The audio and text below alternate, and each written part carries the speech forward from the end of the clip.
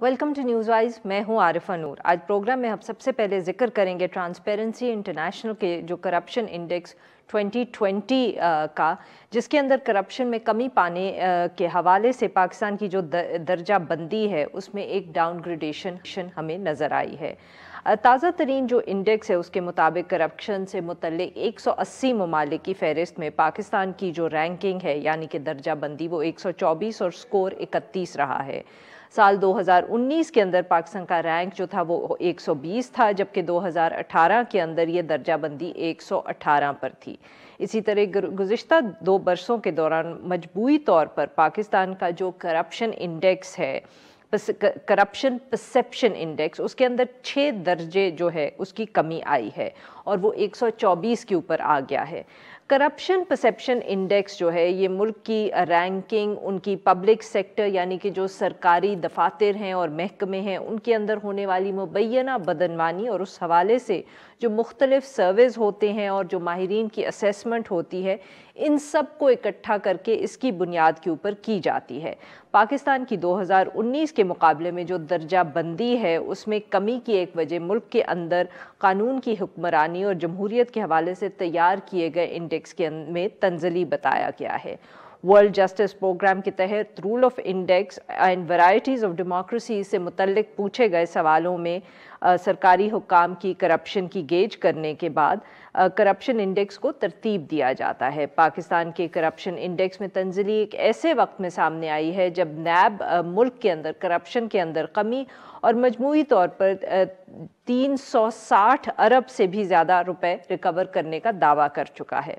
इसी हवाले से गुफ्तगू करने के लिए हमारे साथ मौजूद हैं हसन खावर साहब, ये पब्लिक पॉलिसी एक्सपर्ट हैं।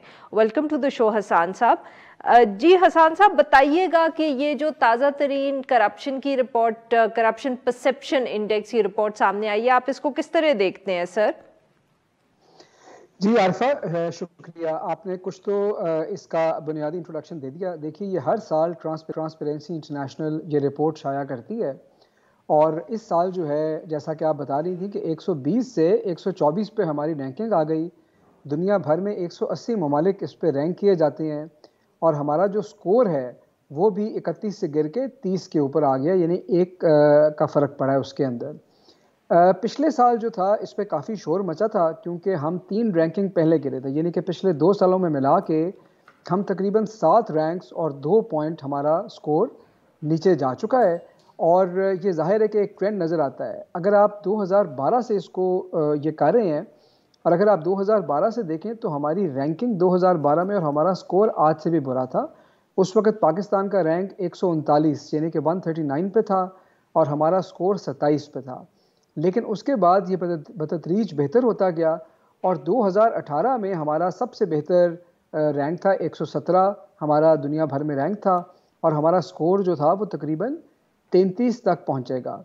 इस पे एक बात की मैं आपको वजाहत कर दूं, क्योंकि लास्ट ईयर भी जब इस पे बात हुई तो लोगों ने इसमें ये कहा कि जी ये एक स्कोर से फ़र्क नहीं पड़ता, ये स्टेटिस्टिकल एरर भी हो सकता है। और ये बात बिल्कुल दुरुस्त है क्योंकि इसके अंदर जो स्टैंडर्ड एरर है वो तकरीबन 1.8 के करीब है। तो एक स्कोर ऊपर या नीचे जाना मतलब उसका ये नहीं है कि ज़रूरी आपके मुल्क में करप्शन बहुत ज़्यादा हो गई है, लेकिन बहरहाल ये है कि जिन मुल्कों के साथ आपका मुकाबला हो रहा था वो मुल्क आपसे बेहतर हो गए हैं और इसीलिए यकायक आप 4 पोजीशनें गिर गई हैं। और इसका एक सिग्नलिंग इफ़ेक्ट बड़ा अहम है क्योंकि दुनिया भर में इन रैंकिंग्स को देखा जाता है, इससे इन्वेस्टर कॉन्फिडेंस में फ़र्क पड़ता है, इससे लोग आपकी मुल्क की गवर्नेंस को जज करते हैं और सबसे इम्पॉर्टेंटली हमने पिछले 2 साल में हम रैंकिंग की पॉलिटिक्स कर रहे हैं। जब कहीं रैंकिंग ऊपर जाती है तो हुकूमत क्रेडिट लेती है, ऑपोजिशन कहती है जी हमारे दौर में बड़ा था। तो जाहिर है कि जब ये रैंकिंग नीचे आएगी तो फिर इसके ऊपर बात होगी और आपने देखा कि आज बहुत इसके ऊपर शोर मचा हुआ है। तो हसन साहब, ये बताइएगा कि किस तरह के इस तरह तब्दीलियां आई हैं हमारे पब्लिक सेक्टर के दफातर के अंदर कि ये रैंकिंग जो है बदतरीज जो है बदतर हो रही है। कुछ ना कुछ तो आपने भी परसीव किया होगा, या किस तरह के ऐसे इंडिकेटर्स हैं जिनको ये देख रहे हैं? पब्लिक सेक्टर का बहुत जिक्र होता है, ऑब्वियसली परसेप्शन की बात है, one talks about the fact कि किस तरह लोग इस रैंकिंग को इस्तेमाल करते हैं फॉरेन इन्वेस्टमेंट के लिए, या कितना आसान या मुश्किल होगा एक मुल्क के अंदर काम करना। تو what is been the qualitative difference جس کو اگر ہم کہیں ہمارے پبلک سیکٹر مینجمنٹ کے اندر کہ یہ 2 سال ہمیں رینکنگ جو ہیں مزید بری خبر دے رہی ہیں؟ جی دیکھیے عارفہ، سب سے اہم جو بات سمجھنے والی ہے وہ یہ ہے کہ کرپشن پرسیپشن انڈیکس کے لیے ٹرانسپیرنسی انٹرنیشنل خود کوئی سروے نہیں کرتا. ان کے پاس پرائمری ڈیٹا نہیں ہوتا. یہ دنیا بھر کے جو سرویز اور سٹڈیز ہیں ان میں سے ڈیٹا لیتے ہیں، اور ٹوٹل ان کے پاس تقریباً 13 سورسز ہیں. ہر سورس ہر ملک کے لیے اویلیبل نہیں ہوتا. پاکستان کے کیس میں یہ 8 سورسز کے اوپر ریلائی کرتے ہیں. اچھا، ان 8 کے اندر اگر آپ دیکھیں تو تقریباً 5 2020 کے سورسز ہیں، 3 2019 کے ہیں. اچھا، حکومتی بیانیہ بھی آیا اس پہ کہ جی صرف 2 ایسے سورسز ہیں جس کے اندر ہمارا سکور گرا ہے، اور یہ بات سچ ہے. سو آپ نے بھی ان کا ذکر کیا شروع میں کہ جو ورائٹیز آف ڈیموکریسی پروجیکٹ ہے اس کے اندر ہمارا سکور 27 سے گر کے نیچے چلا گیا 22 پہ، اور جو رول آف لا انڈیکس ہے اس کے اوپر بھی نیچے چلا گیا. اچھا، یہ دونوں الگ الگ باتیں بتاتے ہیں. جو رول آف لا انڈیکس ہے اس کا جو پارٹ ٹرانسپیرنسی انٹرنیشنل یوز کرتی ہے وہ یہ ہے کہ جو گورنمنٹ آفیشلز ہیں وہ سرکار کو پرائیویٹ گین کے لیے کتنا یوز کر رہے ہیں. اس میں وہ ریگولیٹری ایجنسیز بھی دیکھتے ہیں، اس کے اندر وہ کورٹس بھی دیکھتے ہیں، وہ پولیس بھی دیکھتے ہیں. تو یہ اشارہ کر رہی ہے ایک پور گورننس کے بارے میں، اور یہ اشارہ کر رہی ہے اس چیز کے بارے میں کہ حکومتی اہلکار جو یوز کرتے ہیں پرائیویٹ گین کے لیے اپنے دفتر کو، اپنے انفلوئنس کو، اس میں اضافہ ہو گیا ہے. جو دوسری طرف ہے ورائٹیز آف ڈیموکریسی پروجیکٹ، یہ پرویسونیس آف پولیٹیکل کرپشن کو جج کرتی ہے، اور یہ ایک ایکسپرٹ سروے رن کرتے ہیں. اور اس کے اندر وہ کئی طرح کی corruption, legislative corruption, executive corruption, judicial corruption, وہ سب کو دیکھتے ہیں، اور اس کے اوپر بھی پاکستان کا سکور نیچے آیا ہے. کرپشن جب بڑھتی ہے یا کرپشن کی پرسیپشن عارفہ جب بڑھتی ہے تو یہ نشاندہی کرتی ہے آپ کے ملک میں ویک گورننس کی. اور آپ کو پتہ ہے کہ اس وقت جو تحریک انصاف کی حکومت ہے اس کے اوپر آپ کی بات ٹھیک ہے کہ اینٹی کرپشن کا نعرہ ہے، نیب کی بہت کارروائی ہے، لیکن نیب تو میگا کرپشن دیکھ رہی ہے نا. تو گورننس جو ہے صحیح. وہ ڈیل کرتی ہے پیٹی اور ریٹیل کرپشن کو، اور اس میں یہ لگتا ہے کہ کم سے کم کچھ اضافہ ہے، اور ایک یہ ٹرینڈ ہمیں نظر آ رہا ہے. جی حسان صاحب، اور یہ بات مطلب کہ یہی الزام جو ہے آبویسلی ایک پولیٹیکل ایشو ہے، پر اپوزیشن کی طرف سے بھی لگتا ہے، عام لوگ بھی یہ بات کر رہے ہیں کہ جو لیول کے اوپر جو ہے مسائل جو ہیں وہ بڑے ہیں، things are not that easy to handle. تو بیسکلی اس وقت جو اپوزیشن کا بیانیہ ہے یا اپوزیشن کی جو تنقید ہے، یہ رپورٹ اس کو سپورٹ کر رہی ہے. جی دیکھیے اپوزیشن جو بڑے عرصے سے شور مچا رہی ہے، اور حکومت، ظاہر ہے حکومت کا بیانیہ یہ تھا کہ ہم بہت اینٹی کرپشن پہ فوکس کر رہے ہیں. ایسے میں یہ ایک تھرڈ پارٹی کی اوپینین ہے، اور میرے خیال میں کہ یہ ٹرینڈ بالکل ان کے بیانیوں کو سپورٹ کرتا ہے، اور اس کو حکومت کو بہت سنجیدگی سے لینا چاہیے، اور ان کو یہ سوچنا چاہیے کہ ہم نے ریٹیل کرپشن، یعنی کہ جو عام آدمی کرپشن فیس کرتا ہے، اس کو کم کرنے کے لیے اور گورننس کی امپروومنٹ کے لیے ہم کیا کام کریں گے. کیونکہ پنجاب کی اسپیشلی لوگ بات کرتے ہیں، پنجاب آدھا پاکستان ہے، اور ایک بیانیہ بڑا زور پکڑا ہے کہ پنجاب کے اندر گورننس بہت ویک ہے، اور حکومت کو اس پہ توجہ دینی چاہیے. تو حسان صاحب، اس کے لیے اب حکومت کو کچھ آپ ایڈوائز کریں گے کہ کیا ان کو کرنا چاہیے؟ کیونکہ جیسے آپ نے خود بھی ذکر کیا کہ دس از 2 years in a running، اور رینکنگ کی اس وقت ایک بہت جو کیا کہتے ہیں وار آف ورڈز بھی پاکستان کے اندر چل رہی ہے. What can the government do? حکومت کو اس وقت کیا کرنا چاہیے اس رپورٹ کو لے کے تاکہ اگلی دفعہ کچھ ہمیں بہتری نظر آئے؟ دیکھیے یہ جو انڈیکسز ہوتے ہیں نا، آپ نے ڈوئنگ بزنس انڈیکس پہ بھی بڑے پروگرام عارفہ کیے ہیں. یہ بہت سارے انڈیکیٹر میجر کرتی ہے. جیسا کہ میں نے آپ کو بتایا کہ یہ 8 سورسز ہیں. اس کے لیے تو حکومت کو بیٹھ کے ایک اسٹریٹجی بنانی ہے کہ یہ جو 8 انڈیسز ہیں یہ کس کس چیز کو میجر کر رہے ہیں، اور اس چیز کے اوپر کیا کیا کام ہو سکتے ہیں. مثلا اگر یہ بات ہو رہی ہے کہ ایڈمنسٹریٹو آفیشلز جو ہیں وہ اپنے آفس کو پرائیویٹ گین کے لیے یوز کرتے ہیں، تو اس کا مطلب ہے کہ وہاں پہ آپ کو بیوروکریسی کو ٹائٹ کرنے کی ضرورت ہے. آپ کو یہ دیکھنا چاہیے کہ آپ کا جو افسر شاہی ہے کیا وہاں پہ کرپشن واقعی زیادہ ہو گئی ہے، آپ کا اینٹی کرپشن ڈپارٹمنٹس کیا کر رہے ہیں، آپ کی کیا پالیسیز ہیں، اور آپ کی جو گورننس ہے وہ کتنی لوز ہے اور اس کو کتنا ٹائٹ کرنے کی ضرورت ہے. اگر یہ کورٹس کے اندر یا پولیس کے حوالے سے زیادہ بات کر رہی ہیں تو ظاہر ہے کہ ہمارا فوکس وہاں ہونا چاہیے. تو یہ اس کے لیے کسی کو بیٹھ کے حکومت کو چاہیے کہ 1-2 لوگوں کو بٹھائیں, ان کو اس پہ ایک پوری رپورٹ بنوائیں, ایک اسٹریٹجی بنوائیں, اور اس کا کوئی آسان حل نہیں, اس کا کوئی شارٹ کٹ نہیں ہوگا کہ آپ 2-4 نعرے لگا دیں گے یا 2-4 پریس کانفرنس کریں گے تو اس سے یہ انڈیکس میں فرق پڑے گا.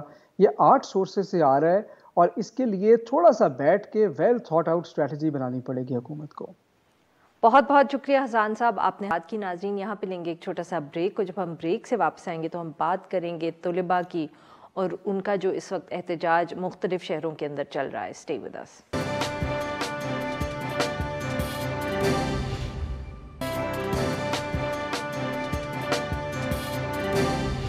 Welcome back. اب ذکر کریں گے ملک کے اندر مختلف شہروں کے اندر جو طلباء کی طرف سے احتجاج کیا جا رہا ہے. لاہور, فیصل آباد, ملتان اور پشاور کے اندر طلباء کی طرف سے شدید احتجاج جو ہے وہ دیکھنے میں آیا ہے. ان کا مطالبہ یہ ہے کہ ان کے امتحان جو ہیں وہ آن لائن لیے جائیں اور ان کو یونیورسٹیز میں فزیکلی امتحان کے لیے بلانے کی ضرورت نہیں ہے.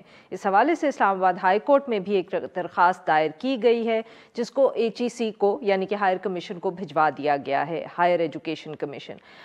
وفاقی وزیر تعلیم شفقت محمود صاحب کی ایک ٹویٹ سامنے آئی ہے جس میں انہوں نے یہ دعویٰ کیا ہے کہ طلباء کی جو آن لائن امتحان ہے اس کے حوالے سے یونیورسٹیز اپنی سہولت اور کیپیسٹی دیکھ کے فیصلہ کر سکتی ہیں.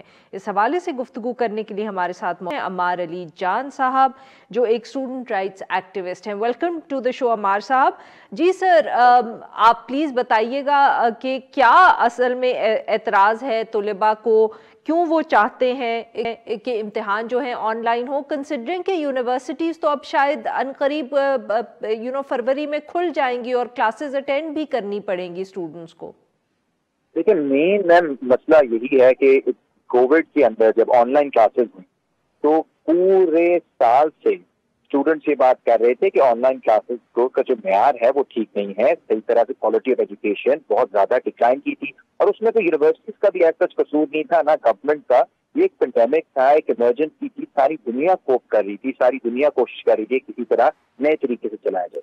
اب ساری دنیا میں ہوا یہی ہے کہ لوگوں نے اسٹوڈنٹس کو اکوموڈیٹ کیا ہے, اور جہاں جہاں وہ نہیں پڑھ سکے تو کہیں نہ کہیں کوئی موقع دیا ہے اسائنمنٹ کے ذریعے یا کسی اور آن لائن ایگزام کے ذریعے یا اورل ایگزام کے ذریعے کہ ان کو اکوموڈیٹ کیا جائے. یہاں پہ ہماری جو پبلک سیکٹر کی یونیورسٹیز ہیں جن کا میرٹ بہت اچھا ہے, انہوں نے تو اکوموڈیٹ کیا ہے اسٹوڈنٹس کو, لیکن یہاں چند پرائیویٹ مافیاز ہیں ایجوکیشن کے اندر جنہوں نے یہ سوچا, جو سے پہلے یہ فیصلہ کیا کہ ہم فزیکل کرائیں گے اور پورا سلیبس لیں گے اسٹوڈنٹ سے, اور جو اسٹوڈنٹ فیل ہوگا اس کو پھر ریپیٹ کرنا پڑے گا سیمسٹر بھی اور پورا سال بھی. اور یہ ظاہر ہے ان کے لیے ایک منی میکنگ اپرچونٹی تھی, پیسہ بنانے کی اپرچونٹی تھی. اسٹوڈنٹس نے کہا کہ یار یا تو آپ سلیبس کم کر دیں یا آپ آن لائن لے لیں یا ہماری فی ریڈیوس کر دیں, کیونکہ ہمیں صحیح طرح سے نہیں پڑھایا گیا پورے سال, کہیں نہ کہیں تو کمپرومائز کریں. جب ان کی بات نہیں سنی گئی تو انہوں نے احتجاج شروع کیے, مال روڈ پہ احتجاج ہوا, پریس کلب پہ ہوا. اس کے بعد جب بات نہیں سنی گئی تو پھر یہ یونیورسٹی کیمپسز کے سامنے پروٹیسٹ شروع ہوا, اور وہاں پہ ہمیں حیرت انگیز جو ہیں وہ مناظر دیکھنے کو ملے کہ پرائیویٹ سیکیورٹی گارڈز نے اسٹوڈنٹس پہ تشدد کیا, ان کو مارا پیٹا, ICU تک بچے پہنچے, اور پنجاب پولیس نے آ کے چلیں جی آپ اسٹوڈنٹس کی سائڈ نہیں لیتے, آپ پرائیویٹ گارڈز کو نہیں پکڑتے, کم از کم ان کو رکواتے تو صحیح.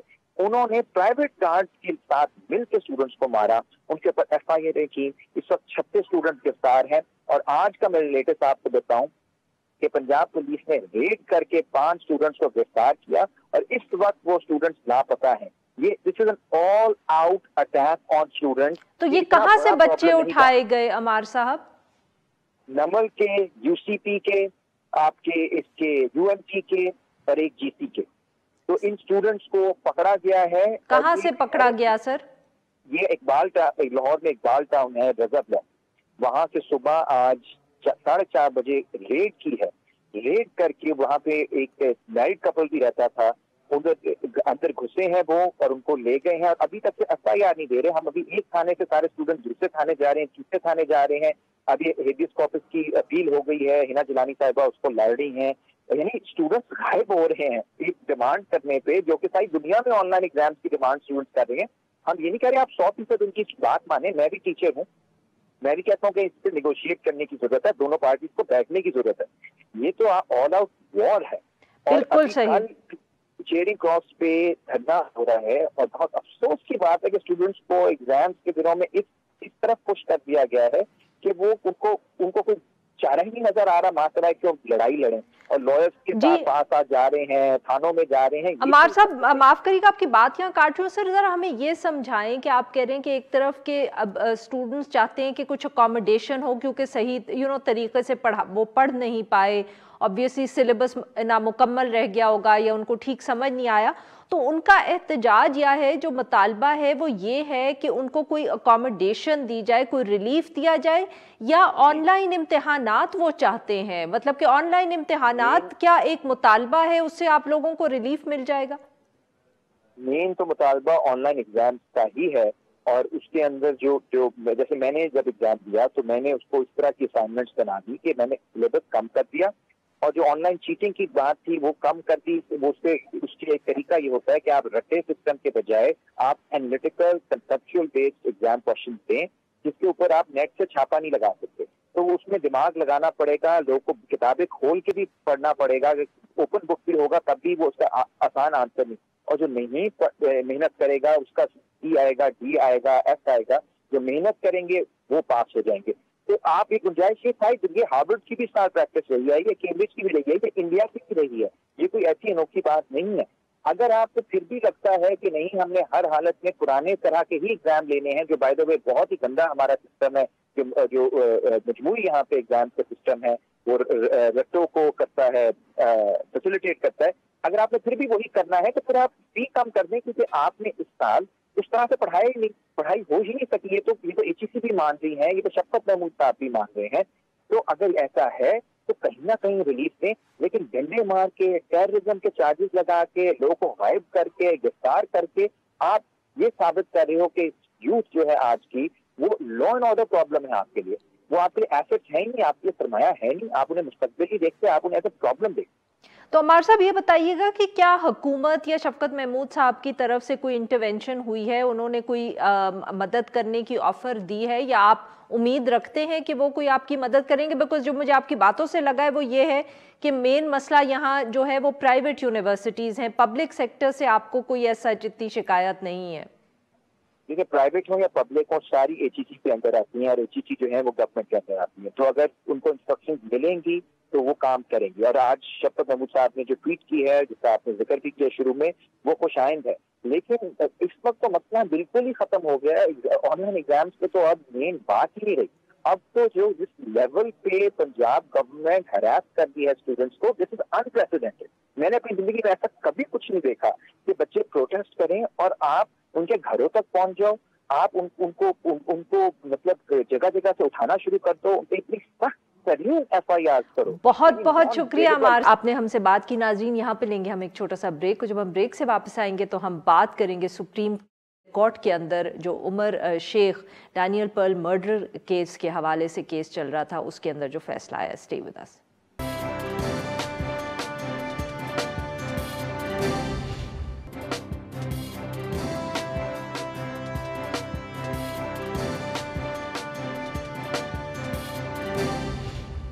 Welcome back. प्रोग्राम के इस हिस्से में हम जिक्र करेंगे डैनियल पर्ल कत्ल केस के हवाले से एक अहम जो पेशरफ्त सामने आई है। सुप्रीम कोर्ट ने 2002 के अंदर कराची में कत्ल होने वाले अमरीकी सहाफ़ी डैनियल पर्ल के मुकदमे के मरकज़ी मुलजिम उमर शेख की रिहाई का हुक्म जारी कर दिया है।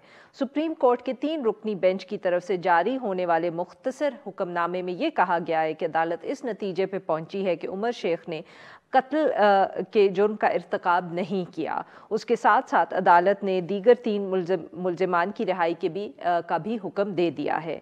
इससे कबल अप्रैल 2020 के अंदर सिंध हाई कोर्ट ने भी ट्रायल कोर्ट की तरफ से उमर शेख को दी गई जो सजाए मौत थी उसको ख़त्म कर दिया था। ताहम उसको डैनियल पर्ल के अगवा के अंदर जो सज़ा थी 7 साल की, उसको बरकरार रखा था। सिंध हाई कोर्ट के इस फैसले को सिंध हुकूमत ने सुप्रीम कोर्ट में चैलेंज किया था, जिसको आज अदालत ने रद्द कर दिया। इसी हवाले से गुफ्तगू करने के लिए हमारे मौजूद हैं नासिर इकबाल साहब, जो डॉन अखबार इस्लामाबाद के सीनियर नुमाइंदे हैं। Welcome to the show Nasir sahab. जी नासिर, ये बताइएगा कि क्या कार्रवाई हुई आज सुप्रीम कोर्ट में इस केस के हवाले से, और किस तरह और किन बुनियादों पे सुप्रीम कोर्ट ने उमर शेख को रिहा करने का फैसला किया है? एक तो जो 3 मेंबर बेंच था उसमें मेजॉरिटी जजमेंट के उन्हें शक का फायदा देते हुए और ये हुक्म दिया है सुप्रीम कोर्ट ने कि अहमद उमर शेख जो के प्रिंसिपल अक्यूज थे वॉल स्ट्रीट जर्नल के South Asian bureau chief Daniel Pearl, उनके कत्ल में ये साबित नहीं हो सका कि ये वो डायरेक्टली इन्वॉल्व रहे हैं उनके कत्ल पे। तो लेकिन जस्टिस याया आफरीदी हैं, उन्होंने अपना एक डिसेंटिंग नोट भी लिखा है, उसमें उन्होंने उनको कन्विक्ट किया है, लेकिन उनको उनकी जो सजा है वो लाइफ में कन्वर्ट कर दी है। लेकिन जो बाकी ये सुप्रीम कोर्ट ने किया है या ये आप हाई कोर्ट की बात कर रहे हैं? नहीं, ये सुप्रीम कोर्ट में 3 मेंबर बेंच था ना, ये बाय मेजॉरिटी ऑफ 2 to 1 है। अच्छा। जस्टिस मुशीर आलम और जस्टिस तारिक महमूद साहब ने तो उनको फौरन कहा है कि इनको रिलीज किया जाए अगर किसी और मुकदमे में वो इन्वॉल्व नहीं है। लेकिन जो जस्टिस याया अफरीदी हैं, उन्होंने अपना डिसेंटिंग नोट लिखा है और उसमें उन्होंने कहा है कि उन्होंने उनको कन्विक्ट किया है। और उनकी जो असल में इसमें जो अपीलें थी, ये एक तो प्रोसिक्यूटर जनरल सिंध की तरफ से थी, फिर जो डैनियल पर्ल के जो पेरेंट्स हैं जूडा पर्ल और रूथ पर्ल, उनकी तरफ से उनको उन्होंने जो याया अफरीदी साहब हैं उन्होंने उनको डिसमिस किया और मतलब उन्होंने उनको एक्सेप्ट किया और जो मेजॉरिटी जजमेंट है उन्होंने उनको डिसमिस किया।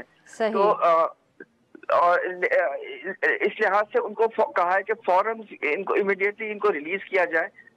लेकिन इस पे जो फैमिली है उनका उन्होंने इसको शॉकिंग डिसीजन डिक्लेयर किया मेजॉरिटी जजमेंट का, जो उनके पेरेंट्स की तरफ से रिलीज हुआ है, और उन्होंने कहा है कि ये एक बदकिस्मती की जजमेंट है और इसको वो एक्सेप्ट नहीं करते।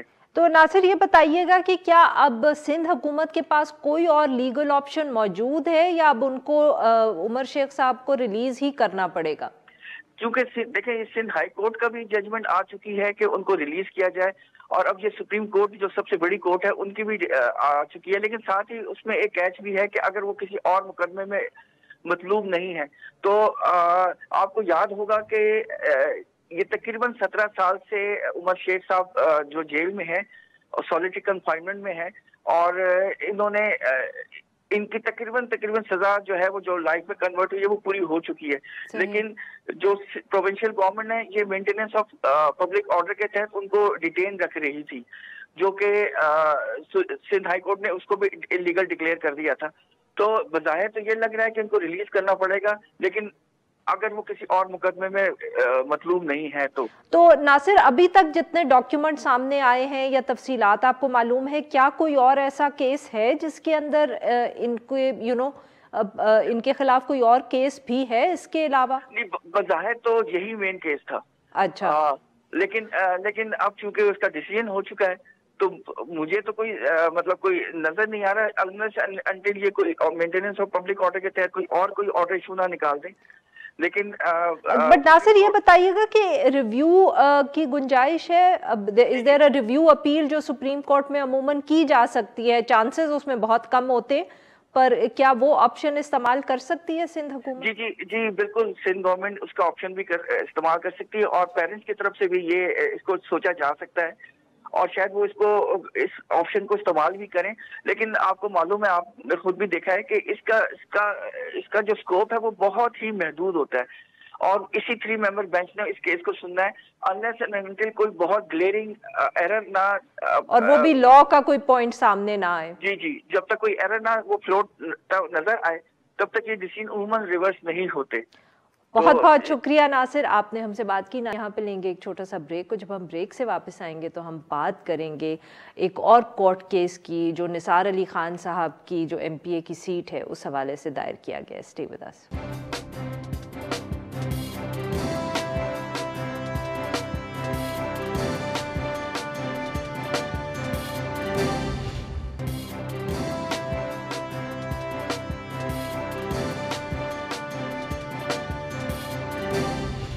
Welcome back. प्रोग्राम के आखिर में हम जिक्र करेंगे साबिक वफाकी वजीर चौधरी निसार अली खान साहब का, जिन्होंने 2.5 साल का अरसा गुजरने के बावजूद ओथ नहीं लिया पंजाब असेंबली का। 2018 के इलेक्शंस में बतौर आज़ाद उम्मीदवार वो पंजाब असेंबली की एक सीट से जीते थे और अब इस मामले की समाअत जो है वो लाहौर हाई कोर्ट में होने जा रही है। अदालत में दायर की गई जो दरख्वास्त है उसमें ये मौक़िफ़ इख्तियार किया गया है कि जुलाई 2018 में आज़ाद हैसियत से कामयाब होने के बावजूद चौधरी निसार अली खान साहब ने MPA का हल्फ नहीं उठाया, जिसकी वजह से उस हलके की जो आवाम है उसकी नुमाइंदगी मुतासिर हो रही है। इस हवाले से गुफ्तगू करने के लिए हमारे साथ हैं नदीम सरवर साहब, ये एडवोकेट हैं और ये दरख्वास्त गुजार हैं चौधरी निसार हल्फ बरदारी केस में।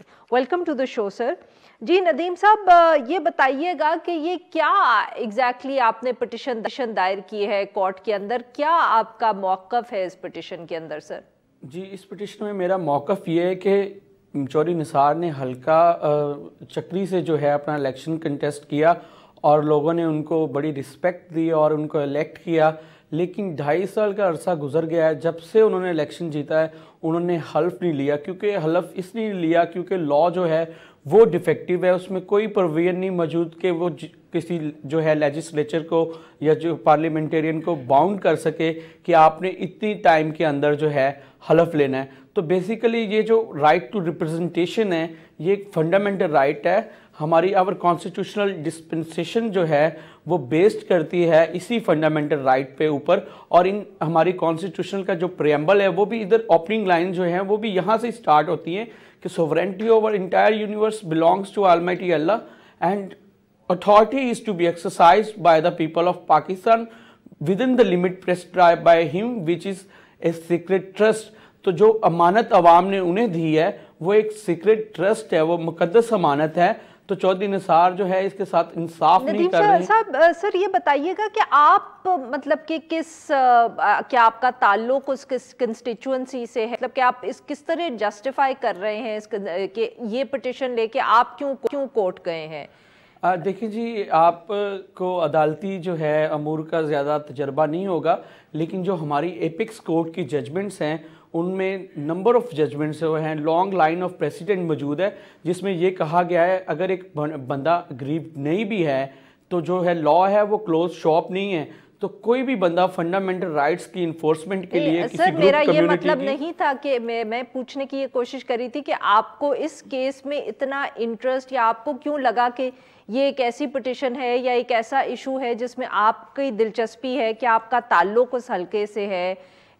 You know, this is what I was trying to understand. मेरा उस हल्के से ताल्लुक नहीं है, लेकिन चूंकि मैं कॉन्स्टिट्यूशनल पिटिशंस करता रहता हूँ और मेरा कॉन्स्टिट्यूशन में काफ़ी इंटरेस्ट है, तो ये रूल जो है रूल 6 प्रोवाइड करता है ओथ के लिए, लेकिन इस रूल 6 में टाइम फ्रेम नहीं है। मैं ये करने की कोशिश कर रहा हूँ कि कोर्ट जो है वो डायरेक्ट करे लेजिस्लेचर को कि रूल 6 को फ्रेम किया जाए और रूल 6 को अमेंड किया जाए और उस अमेंडमेंट में टाइम फ्रेम इनकॉर्पोरेट किया जा सके ताकि जो लोग हैं वो फंडामेंटल राइट से महरूम ना हो सके। इससे पहले जो बेगम मरियम कलसूम साहिबा थी मरहुमा, उन्होंने भी हमारे हल्के से इलेक्शन लड़ा था PP 1-1 से, लेकिन वो इलेक्शन जीतने के बाद ना उन्होंने ओथ लिया और हमारी जो आवाम थी जब तक वो MNA रही तब तक वो अपनी रिप्रेजेंटेशन से मरहूम रही।